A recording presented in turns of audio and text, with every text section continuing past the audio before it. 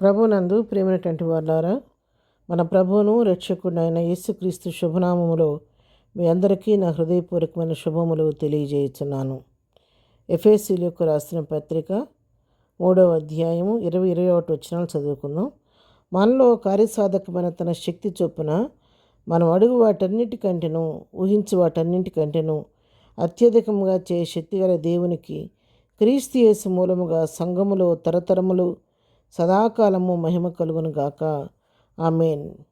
ఇక్కడ భక్తుడు చెప్తూ ఉన్నాడండి, మనం అడుగు వాటన్నిటికంటేను ఊహించు వాటన్నిటికంటేను అత్యధికంగా శక్తిగల దేవుడు అని ఇక్కడ తెలియచేస్తున్నాడు. అవును, మన దేవుడు మన యొక్క ఆలోచనలకు అతీతంగా మన అడుగు వాటికంటే ఊహించే వాటికంటే కూడా అత్యధికంగా దయచేటు కానీ శక్తి కలిగిన దేవుడు. మనము ఒక లిమిట్ పెట్టుకొని ప్రార్థన చేస్తూ ఉంటాం. ఇంతవరకు జరిగితే బాగుండు అని అడుగుతూ ఉంటాము. కానీ దేవుడు మన ఊహకు మించి ఊహించిన కార్యాన్ని దేవుడు మన పట్ల చేస్తూ ఉంటాడు. బైబిల్ గ్రంథంలో కొందరు జీవితాలు మనం పరిశీలించినట్లయితే వారు అడిగింది కొంచెమే, కానీ వారి జీవితంలో దేవుడు చేసింది అధికంగా కనబడుతూ ఉంది. రాజుల మొదటి గ్రంథంలో మనం గమనించినట్లయితే 3వ అధ్యాయము 10వ వచనం చదువుతున్నాను.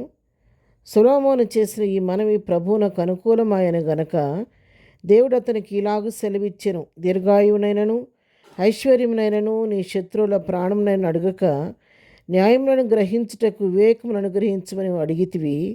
నువ్వు ఇలాగను అడిగినందున నీ మనము ఆలకించుచున్నాను. బుద్ధి వివేకములు గల హృదయము నీకు ఇచ్చుచున్నాను. పూర్వీకులలో నీ వంటి వాడు ఒకడునూ లేడు, ఇక మీదట నీ వంటి వాడు ఒకడునూ ఉండడు. మరియు నీ ఐశ్వర్యమును ఘనతను ఇమ్మని అడగకపోయినను నేను వాటిని కూడా నీకు ఇచ్చుచున్నాను. అందువలన నీ దినములన్నిటను రాజుల్లో నీ వంటి వాడు ఒకడునూ ఉండడు. ఇక్కడ జ్ఞాని అయిన సొలొమోను గిబియోన్లో బలులు అర్పించిన తర్వాత 1000 దహన బలులు అర్పించిన తర్వాత యెహోవా దేవుడు అతనికి ప్రత్యక్షమై స్వప్నమందు సొలొమోను అడుగుతున్నాడు, నీకేమి కావాలో, నీకేది ఇష్టమో అడగమంటే సొలొమోను ఆయన ప్రభువుని ఏమడిగాడంటే, అయ్యా, ఇంత గొప్ప జనాన్ని, గొప్పదని జనమును న్యాయం తీర్చగలవాడు ఎవడయ్యా? ఈ న్యాయం తీర్చడానికి నా జ్ఞానం సరిపోదు, కాబట్టి మంచి చెడులు వివేచించే జ్ఞానం నాకు దయచేయ్యా.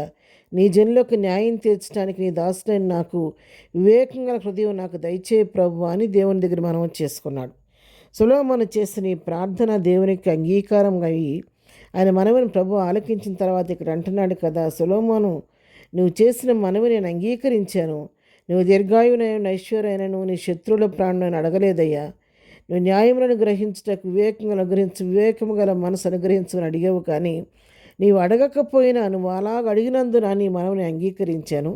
నువ్వు అడగకపోయినా కూడా నేను నీకు ఐశ్వర్యాన్ని ఇస్తున్నాను, ఘనతను ఇస్తున్నాను, నీకు కావలసినటువంటి పేరు ప్రఖ్యాతులు ఇస్తున్నాను, సమస్తాన్ని నేను దీర్ఘాయువును కూడా నీకు అనుగ్రహిస్తున్నాను. అంతేకాదు, నీ వంటి వాడు నీకు ముందు ఎవడునూ లేడు, నీ వంటి వాడికి ముందు కూడా రాజుల్లో ఎవ్వడు నీలాంటి వాడు ఇంకొకడు ఉండడని చెప్పి అడిగిన దానికంటే కూడా అత్యధికంగా సొలొమోనుకు దేవుడు ఇచ్చాడు.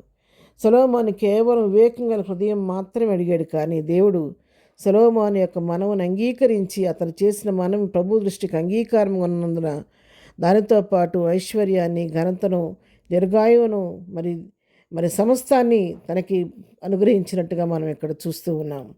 అవును ప్రియులారా, మనం చేసే ప్రార్థన దేవునికి ఇష్టమైనప్పుడు, ఆయన చిత్తానుసారంగా మనం ప్రార్థించినప్పుడు, మనల్ని మనం తగ్గించుకొని దీనులమై ప్రభు కృప కొరకు కనిపెట్టుకున్నప్పుడు ప్రభు మన మనస్సును గుర్తెరిగి మనం ఏ ఉద్దేశంతో ప్రార్థిస్తున్నామో ఎరిగిన దేవుడు మనం అడిగిన దానికంటే ఊహించే వాటికంటే అత్యధికంగా దయచేస్తాడు. మన స్వార్థం కోసం, స్వలాభం కోసం కాకుండా దేవుని చిత్త ప్రకారంగా దేవుని పని కొరకు మనం ఏది అడిగినా కూడా దేవుడు ఇస్తాడు. దాంతోపాటు మన అవసరం కూడా ప్రభు తీరుస్తాడు. సమూయేలు మొదటి గ్రంథంలో కూడా హన్నా తనకు బిడ్డలు లేని సమయంలో షిలోహు మందిరానికి వెళ్ళి ప్రార్థన చేసినప్పుడు దేవుడు ఆమెకు సమూయేలుని బిడ్డనిచ్చాడు. తన ఒప్పందం ప్రకారం తీసుకెళ్ళి తన కుమారుని దేవుని మందిరంలో అప్పగించిన తర్వాత ఆమె అడిగింది, ఒక్క కుమారుని అయ్యా, ఒక్క బిడ్డను నాకు ఇవ్వయ్యి అని అడిగింది. కానీ దేవుడు ఆ యొక్క హన్నా యొక్క హృదయాన్ని ఎరిగిన దేవుడు కాబట్టి ఆ నమ్మకత్వాన్ని బట్టి మొదటి సమూయేలు గ్రంథం 2వ అధ్యాయం 21వ వచనం చూస్తే, యెహోవా హన్నాను దర్శింపగా ఆమె గర్భవతి 3 కుమారులను 2 కుమార్తెలను కనెను. అయితే బాలుడగు సమూయేలు యెహోవా సన్నిధిని ఉండి ఎదుగుచుండెను. తర్వాత దేవుడు అన్నాను మన దర్శించి ఆమెకు 3 కుమారులను 2 కుమార్తెలు ఇచ్చినట్టుగా మనం చూస్తున్నాం. కాబట్టి మనం అడిగేది మరి ప్రభువుకి ఇష్టమైనది అడిగితే తప్పకుండా ఆయన గొప్ప కార్యం మన పట్ల చేస్తాడు. ఈ రాత్రి ఈ ఉదయకాల సమయంలో దేవుని వాక్యం వింటున్నటువంటి ప్రియులారా, మీ జీవితాల్లో దేనికోసం ప్రభువుని అడుగుతున్నారు? సంకోచిస్తూ అడగబాకండి, సందేహపడుతూ అడగబాకండి. మన దేవుడు సమర్థుడు, చేస్తాడని విశ్వాసంతో అడగండి.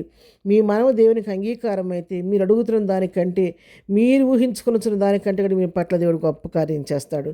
నిరీక్షణ కోల్పోవద్దు, విశ్వాసంతో ఉండండి, ధైర్యంగా ఉండండి. నా ప్రభు నా మనవ ఆలకిస్తాడని నమ్మండి. ప్రభు సన్నిధిలో ప్రార్థన చేయండి. గొప్ప కార్యాలు ప్రభు మీ పట్ల చేస్తాడు. అడిగిన దానికంటే ఊహించిన దానికి అత్యధికంగా దేవుడు మీకు అనుగ్రహిస్తాడు. అలాంటి కృపాధన్యత ప్రభు మనకందరికీ దయచేయను గాక. ఆమేన్. ప్రార్థన చేసుకుందాం. సకల ఆశీర్వాదములకు కారణభూతులైన మా ప్రియ ప్రభువా, నీ పాదములకు వందనాలు చెల్లిస్తున్నావు. అడుగు వాటికంటే ఊహించబడిన అత్యధికంగా దయచేసి శక్తి కలిగిన దేవాన్ని స్తోత్రాలు. ఉదయకాల సమయంలో వాక్యం వింటున్న మా పిల్లలందరినీ దీవించండి. ఈ బిడ్డల ప్రభువా ఏ విషయాల కొరసల్లో మొరపెట్టుకుంటున్నారో, దేని కొరకు అడుగుతున్నారో వారు మనమని అంగీకరించి అనేక రేట్ల ఆశీర్వాదం దీవెన బిడ్డలకు దయచేయండి. వారు అడుగుతున్న దానికంటే అత్యధికమైన దీవెన కుటుంబాల్లో వారి వ్యక్తిగత జీవితం అనుగ్రహించండి. వారు చేయి పనులన్నింటిలో నీ కృప తోడుగొంచని, వెళుచున్న మార్గాల్లో నీ కాపుదల దయచేయండి. వారి ఆలోచనలు సఫలపరచండి, హృదయవాంఛలు తీర్చండి, బలహీనంగా ఉన్న వారిని స్వస్థపరచండి, సమస్యలను వారిని విడిపించండి. ప్రతి జీవి కోరికను తృప్తిపరిచి నా మహిమ తెచ్చుకోమని యేసే శ్రేష్టమైన నామం పేరట ప్రార్థించడిగి పొందుకొని ఉన్నాము తండ్రి. ఆమేన్. ప్రభు కృప సదాకాలం మనకందరికీ తోడయుండి నడిపించును గాక. ఆమేన్.